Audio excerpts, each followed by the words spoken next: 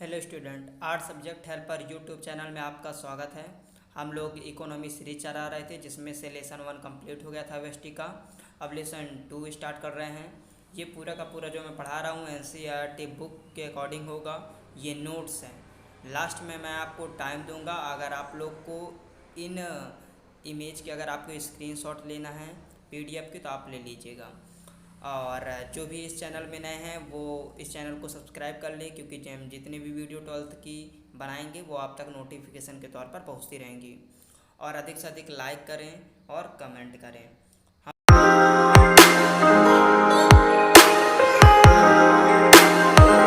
हम लोग स्टार्ट करते हैं लेसन 2। लेसन 2 इस पार्ट से समथिंग 10 नंबर का आना है।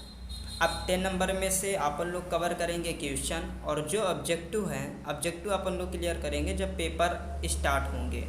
अर्थात जब आप लोग की 2022 वाले जो पेपर है वो जब स्टार्ट होंगे उस समय हम लोग ऑब्जेक्टिव की वीडियो बनाएंगे। ठीक है, प्रेजेंट टाइम पर हम लोग क्या पढ़ेंगे, क्वेश्चन आंसर, और इस पूरे पार्ट को समझते चलेंगे कि है क्या ये, आखिर ये जो पार्ट है इसमें प्रॉब्लम क्या क्या है, इसमें क्या क्या हमको पढ़ना है। इस पार्ट का नाम है उपभोक्ता के व्यवहार का सिद्धांत। उपभोक्ता के व्यवहार का सिद्धांत यहाँ पास बोल रहा है, तो हमें पता होना चाहिए कि उपभोक्ता क्या है। उपभोक्ता हम उसे बोलते हैं जो वस्तुओं को खरीदता है। जैसे आप हो, हम हैं, अगर किसी भी वस्तु को खरीदते हैं तो हम क्या हो गए, उपभोक्ता। अब देखो कोई भी व्यक्ति हो, है ना, अगर वो उपभोक्ता है तो उसके व्यवहार अलग अलग होते हैं। हम एक एग्जाम्पल लेते हैं माँ जी का। कोई भी माता हो जब सब्जी लेने जाती हैं तो सब्जी लेते समय बहुत सारी बहस करते हैं, मतलब बातचीत करती, इतने में नहीं चाहिए, इस रेट पर चाहिए, है ना। तो उनका व्यवहार अलग, किसी व्यक्ति का व्यवहार अलग, मतलब व्यक्ति उपभोक्ता जो होते हैं उनके व्यवहार क्या होते हैं, अलग अलग होते हैं। और उपभोक्ता की सबसे अच्छी मांग क्या होती है कि अगर कम पैसा लगे और मुझे अच्छा से अच्छा प्राप्त हो सके। ये उसकी क्या होती है, एक मन में इच्छा होती है कि मेरे को जो पैसा जहाँ पास मैं लगाऊं तो एक ऐसी वस्तु मुझे मिले जिससे मुझे अधिक संतुष्टि हो। ठीक है, अगर हम कोई भी 10 रुपये किसी स्थान पर लगा रहे हैं, किसी चीज़ को खरीदने में लगा रहे हैं, तो हमको लगता है कि 10 रुपये ऐसे स्थान पर लग जाए जो हमें अधिक से अधिक संतुष्टि दे सके। तो ये होता है उपभोक्ता का व्यवहार। इस सिद्धांत का मतलब चयन प्रक्रिया से है ना। मतलब जो ये उपभोक्ता का व्यवहार है ये क्या बोल रहा है कि इस सिद्धांत का मतलब चयन प्रक्रिया से, चयन का मतलब होता है चुनने की प्रक्रिया से है। यह भी आपको मैं पार्ट को समझाना चाहता हूँ कि पार्ट क्या बोल रहा है। पार्ट का नाम जो हेडिंग है उसका मतलब क्या है। अर्थात मानव के चुनने की समस्या होती है, और अर्थशास्त्री से क्या बोलते हैं कि मानव के चुनने की समस्या, चुनना। अगर हम आपसे बोलते हैं कि 10 आपको एक बाईसाइकिल मतलब साइकिल खरीदना है और आपके पास 5,000 रुपये हैं, और आपके सामने 2 साइकिल रखी हुई हैं, एक अदर कंपनी की और दूसरी अदर कंपनी की। ठीक है, दोनों अलग अलग कंपनी की हैं और दोनों में अलग अलग फैसिलिटी हैं। तो आपका मन होगा कि मैं पहली वाली साइकिल खरीद लूँ, आपका मन होगा कि मैं सेकंड नंबर वाली साइकिल खरीद लूँ। ठीक है, तो ये क्या है, चयन की समस्या है। चयन की समस्या मतलब कि मैं इस वाले को खरीदूं कि इस वाले को खरीदूं। तो इसे हम लोग बोलते हैं उपभोक्ता का व्यवहार। ये क्या होता है उपभोक्ता का व्यवहार, इसी के बारे में हमको पढ़ना है। आई होप ये आपको समझ में आ गया होगा कि हम लोग पढ़ने किसके बारे में जा रहे हैं। मतलब एक व्यक्ति है, किसी वस्तु को खरीदना चाहता है, उसे चुनना पड़ेगा उस वस्तु को। और जो उपभोक्ता भी होता है ना, वो भी कम दिमाग नहीं लगाता। उपभोक्ता सोचता है कि हम वस्तु को ऐसे संयोजन करें, ऐसे खरीदें और ऐसे जगह पैसे लगाएं जिससे हमको अधिक संतुष्टि हो। अधिक संतुष्टि मतलब, अधिक संतुष्टि का मतलब होता है हमें अधिक से अधिक लाभ हो। मान के चलो कि एक व्यक्ति है, एक लड़का है, दो मान के चलते हैं, 2 लड़के हैं।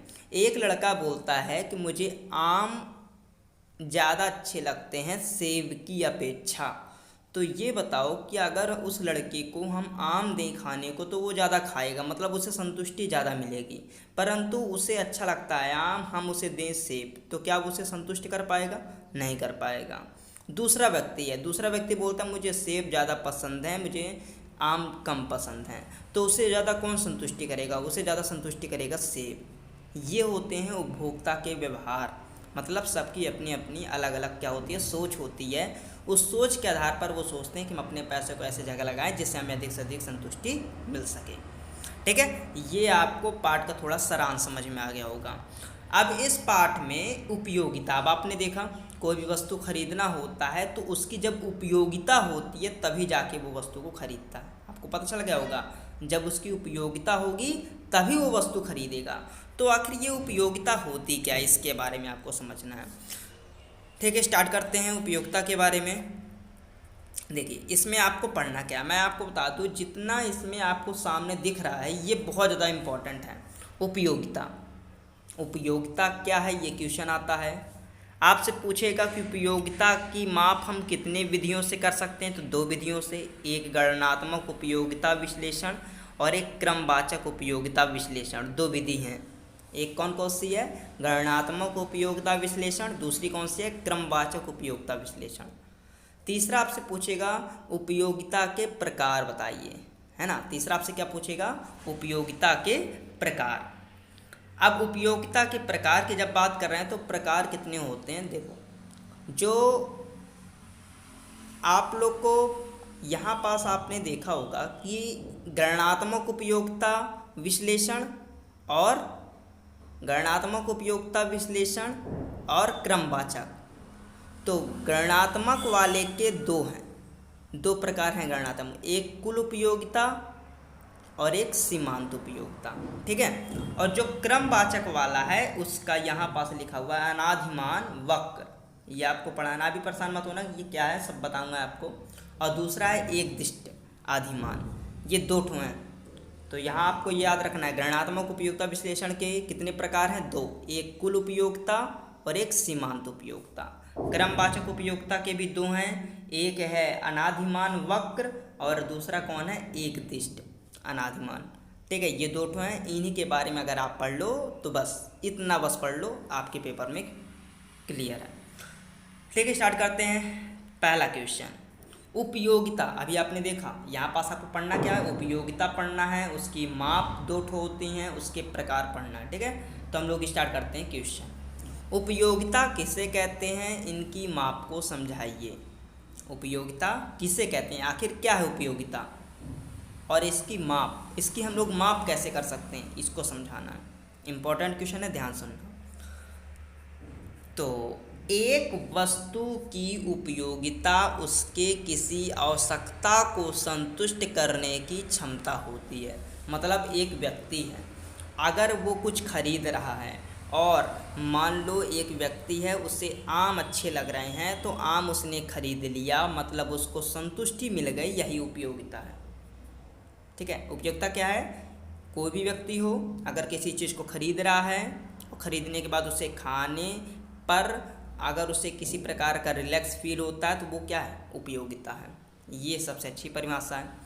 इसके बाद उदाहरण एक तो समझ लेते हैं। मान लो एक व्यक्ति है और उस व्यक्ति को चॉकलेट पसंद है, तो उस व्यक्ति को संतुष्ट कौन कर सकता है, केवल चॉकलेट ही दे सकती है, परंतु यह स्थान व समय के अनुसार बदल सकता है।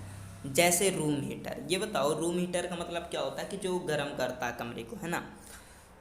तो अगर हम इस रूम हीटर को जम्मू कश्मीर ले जाएं तो आप बोलोगे कि इसकी उपयोगिता है, वहाँ के लोग इसे उपयोग करेंगे क्योंकि वहाँ पर ठंडी ज़्यादा है। अगर इसे हम जम्मू कश्मीर ना ले जाके क्या करें कि अपने मध्य प्रदेश में ही लगा लें और अपने घरों में लगा लें इस समय, तो क्या सही है रूम हीटर? नहीं, रूम हीटर का अधिक उपयोग कहाँ है, जम्मू कश्मीर। तो लोग कहाँ खरीदेंगे, उपयोगिता कहाँ की होगी, जम्मू कश्मीर की। क्या रूम हीटर मध्य प्रदेश में खरीदे जा सकते हैं? नहीं, ये कहलाती है क्या, उपयोगिता। अब इसके माप के कितने प्रकार थे हम लोगों ने देखा है कि माप की इसकी दो विधियाँ हैं, एक कौन सा, गणनात्मक उपयोगिता विश्लेषण, और दूसरा कौन सा है, क्रमवाचक उपयोगिता विश्लेषण। समझना, उपयोग गणनात्मक वाले की बात कर रहे हैं। ठीक है, उपयोगिता के स्तर को हम संख्याओं से व्यक्त कर सकते हैं, उपयोगिता। ठीक है, मान लीजिए आप हो, आपको भूख लगी है तो आप क्या बोलोगे, मम्मी मुझे 5 रोटी 3 रोटी खाना, मुझे इतनी भूख लगी है, अगर मुझे इतनी रोटी मिल जाती तो मेरी भूख पूरी हो जाएगी। इसका मतलब क्या कि हमने उसको गणना कर लिया। तो उपयोगिता को हम दो प्रकार से देख सकते हैं, एक गणना के तौर पर, एक क्रम के तौर पर। तो गणना मतलब क्या होता है, जहाँ पास हम काउंटिंग बता दें। उदाहरण, मेरी भूख 5 रोटियों से पूरी हो सकती है। मतलब जो व्यक्ति है ना, जो व्यक्ति है वो बोलता है कि मेरी जो भूख है वो 5 रोटियों से पूरी हो सकती है। तो ये क्या हो गया, गणना हो गई, हमने गणना कर लिया। लेकिन कुछ चीज़ें ऐसी भी होती हैं जिनकी हम गणना नहीं कर सकते हैं, ठीक है। अब जिनकी गणना हम नहीं कर सकते हैं, क्या जैसे हम लोग कह दें 1 किलो आटा खाएं, नहीं ऐसा नहीं, 1 किलो तो हो नहीं सकता। आप ये बोलोगे हम कम खाते हैं, अधिक खाते हैं, हम लोग ऐसा भी उपयोग करते हैं। तो जो कम और अधिक की बात आती है वो किसी में आती है, क्रमवाचक में। तो क्रमवाचक को समझना। क्रमवाचक उपयोगिता विश्लेषण, हम उपयोगिता को केवल संख्याओं के रूप में प्रदर्शित नहीं करते बल्कि अधिक या कम का भी प्रयोग करते हैं। इसे बंडल या नग में भी व्यक्त करते हैं। देखो ये क्या बोल रहा है, ऊपर हम लोगों ने देखा कि गणना वाले में हम गणना कर रहे थे, गिनती 1 2, 1 रोटी 2 3 4 ऐसा। लेकिन नीचे दूसरे क्रमवाचक वाले में क्या बोल रहा है, या तो हम बंडल का नाम देते हैं, आपने सुना होगा ना कि 1 बंडल नमकीन दे देना, 1 बंडल ये दे देना, ऐसे बोलते रहते किराने दुकान वाले लोग। तो 1 बंडल, जो बंडल आ रहा है वो किसके अंतर्गत आएगा, क्रमवाचक। या तो नग, आपने सुना होगा कि सतना से सामान आ रहा है और उसने 5 नग गाड़ी में लादे हुए हैं, तो 1 नग का 30 रुपये लेता है, तो 5 नग का कितना हो जाएगा, 150 रुपये। तो जब नग की बात आए तो ये भी क्रम में आता है। अधिक या कम की बात करें, अधिक या कम की बात करें मतलब मुझे और अधिक चाहिए, है ना, अभी घर बनवाना है, घर बनाने के लिए और ईंटें चाहिए, और अधिक ईंटें चाहिए, ऐसे बात समझ आ रही है। तो जब अधिक, कम, बंडल, नग की हम लोग बात करेंगे तो हम उसे क्या बोलेंगे, क्रमवाचक उपयोगिता विश्लेषण, ठीक है। यहाँ पास क्वेश्चन क्या होता है, समाप्त। तो आपने समझा क्या क्या, उपयोगिता किसे कहते हैं, इसकी माप को समझाइए, तो उपयोगिता की परिभाषा, फिर उदाहरण, फिर उसके 2 विधियाँ। अब अपन लोग पढ़ने जा रहे हैं कि उपयोगिता के प्रकार को लिखिए। अभी हम लोगों ने देखा था स्ट्रक्चर में कि उपयोगिता के प्रकार 2 होते हैं। एक पहला कौन सा है, कुल उपयोगिता। पहला कौन सा है, कुल उपयोगिता। तो कुल उपयोगिता को ध्यान समझना, क्योंकि जो नेक्स्ट लेसन आएंगे, अभी तो मान लो इस लेसन के कम से कम 3 पार्ट आएंगे, परंतु जो नेक्स्ट लेसन आएंगे उसमें कुल उपयोगिता, सीमांत उपयोगिता का बहुत ज़्यादा बड़ा रोल है, ठीक है। तो कुल उपयोगिता की बात करते हैं। आखिर कुल उपयोगिता क्या है, एक वस्तु की एक निश्चित मात्रा से प्राप्त उपयोगिता का योग है, जो किसी वस्तु x की मात्रा के उपयोग करने से होती है। x की अधिक मात्रा अधिक संतोष करेगी, इसे TU से प्रदर्शित करते हैं। T का मतलब टोटल, U का मतलब यूटिलिटी, ठीक है, टोटल यूटिलिटी, ठीक है। इसे हम किससे प्रदर्शित करते हैं, TU से। अब ये आपको समझ में इस प्रकार तो आया ना होगा, लेकिन समझते हैं। देखो कुल उपयोगिता, मान के चलो कि मैं आपको बोलता हूँ कि आप जो है एक आम खा लो, ठीक है। आपने एक आम खा लिया, फिर मैंने बोला कि आप 3 आम अगर खा लो तो आपका पेट भर जाएगा, और जो खा रहा है वो भी बोल दिया कि अगर मैं 3 रोटी खा लूँ या 3 आम खा लूँ तो मेरा पेट भर जाएगा। तो उसकी वो क्या है, कुल उपयोगिता है। यही चीज़ बोल रहा है इधर, देखना, एक वस्तु की एक निश्चित मात्रा से प्राप्त उपयोगिता, एक वस्तु है, आम ले लो, निश्चित मात्रा हमने मान लिया, निश्चित मात्रा 3 है, की उपयोगिता का योग है। तो 3 आमों से जो संतुष्टि मिल रही है वही क्या है, कुल उपयोगिता है ना। इधर x क्या आ रहा है, तो x है आम, मान लो x बराबर क्या है, x बराबर है आम, ठीक है। तो x हमने किसको मान लिया, आम को मान लिया। तो आम की कितनी मात्रा, 3 मात्रा अगर मिल जाए तो क्या होगा, उसे संतुष्टि मिल जाएगी। परंतु इधर बोल रहा है ये अगर और अधिक मिल जाए, मतलब 3 के बजाय 4 आम मिल जाए तो उसे और अधिक संतुष्ट कर देगी। अब आपको सोच रहे होगे कि किसी को 3 संतुष्ट कर सकती है, एक हमने और दे दिया, तो आप बोलोगे एक और दे दो, एक और दे दो, लेकिन धीरे धीरे उसकी। अच्छा एक एग्जांपल लेते हैं, ये बताओ कि अगर आपको भूख लगी मान लो, तो आप 3 रोटी खा लिए, ठीक है, आपका पेट भर गया, मम्मी ने ज़बरदस्ती की, आपने एक और खा लिया 4, एक और खा लिया 5, लेकिन धीरे धीरे क्या आपको वो भूख अब लगी है जो पहले लगी थी, नहीं। तो पहले आपकी भूख ज़्यादा लगी थी तो आपने 1 रोटी खाया, आपको अधिक संतुष्टि मिली, 2 खाया संतुष्टि मिली, 3 खाया संतुष्टि मिली, 4 ज़बरदस्ती में खाया, 5 भूख नहीं है तभी पर ठूसे जा रहे हो, है ना। तो वो संतुष्टि नहीं है ना, वो उसका विरोध करने लग गया। तो जब तक आपको संतुष्टि मिलेगी वो क्या है, कुल उपयोगिता। और इसे हम लोग किस दर्शाते हैं, TU से दर्शाते हैं, ठीक है। इसके बाद सीमांत उपयोगिता। अब सीमांत उपयोगिता को समझना अच्छे से। सीमांत उपयोगिता कुल उपयोगिता में वह परिवर्तन है जो वस्तु की एक अतिरिक्त इकाई के उपयोग से होता है। समझना, अभी आपने बोला कि भैया आपने बताया था कि एक व्यक्ति था जो 3 आम खा सकता था। कितने आम खा सकता था, 3 आम। और आप हो कि उसे ज़बरदस्ती 5 खवाने की सोच रहे हो। 5 मतलब कितने एक्स्ट्रा खवाने की सोच रहे हो, 2 आम एक्स्ट्रा खवाने की सोच रहे हो। तो जो ये 2 आ रहा है ना, ये कहलाएगा सीमांत उपयोगिता। ये क्या थी, कुल उपयोगिता। ये क्या हो गया, सीमांत उपयोगिता। बात समझ में आ रही है, ठीक है। तो सीमांत उपयोगिता कुल उपयोगिता में वह परिवर्तन, कुल उपयोगिता कितने थे, 3, जो वस्तु की एक अतिरिक्त इकाई के उपयोग से होता है। इसे हम MU से प्रदर्शित करते हैं। किससे, MU से प्रदर्शित करते हैं। अब यहाँ पास फार्मूला लिखा हुआ है, फार्मूला को मैं अलग से लिख देता हूँ क्योंकि इसमें अच्छे से नहीं लिखा हुआ है। ये लिखा है MU, नीचे N = इसको आपको सूत्र को याद कर लेना है, TUN - TUN - 1। ये आपको सूत्र याद कर लेना है। MUN, अगर आपको सीमांत उपयोगिता निकालनी है तो कुल उपयोगिता में से बढ़ी हुई उपयोगिता को घटा देना है, ठीक है। तो आपका आ जाएगा आंसर, है ना। चलो इसके बाद फिर आगे बढ़ते हैं। उदाहरण, मान लो 4 खेलों में से हमें 50 इकाई की उपयोगिता मिलती है। 4 खेलों मतलब कोई भी खेल खेल रहे हो आप, है ना। जब आप 4 खेल खेलते हो तो कितनी उपयोगिता आपको मिली, 50। इसको समझना है, ऐसा दिया गया है 50 इकाई उपयोगिता आपको मिली। और आपने 5 खेलों से 55 इकाई मिली। अब ध्यान समझना, जब 4 खेल रहे थे तो कितना मिल रहा था, 50। 5 खेलने पर कितना मिला, 55।